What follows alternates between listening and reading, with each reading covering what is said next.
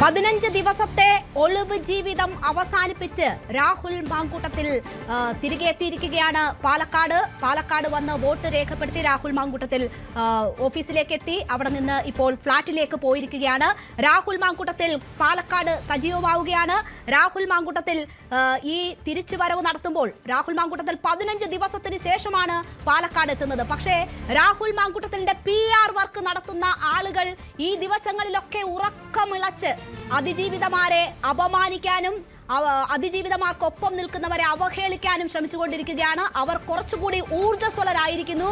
നമ്മളുടെ ഈ ലൈവ് പോകുന്ന യൂട്യൂബിന്റെ ലിങ്കിൽ കയറിയാൽ നമുക്ക് മനസ്സിലാകും രാഹുൽ മാങ്കൂട്ടത്തിൽ ടീം എങ്ങനെ ഊർജ്ജസ്വലമായിരിക്കുന്നു എന്നത്. എന്താ മാപ്രകൾ പറയുന്നതെന്ന് ചോദിക്കുന്നു. നിനക്കൊന്നും കൂട്ടിയാൽ കൂടില്ല എന്നതാണ് പറയുന്നത്.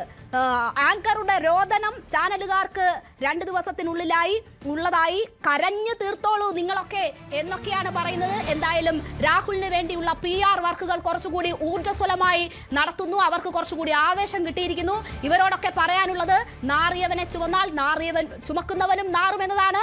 യൂട്യൂബ് ചാനലുകൾക്കും ഈ ഇമാതിരിയുള്ള ലിങ്കുകൾക്കും താഴെ വന്ന് അവഹേളിക്കുന്നവർ ഓർത്തിരിക്കാൻ പറയുകയാണ്. നിങ്ങളെ കാത്തിരിക്കുന്നത് രാഹുൽ ഈശ്വറിന്റെ വിധിയാണ്.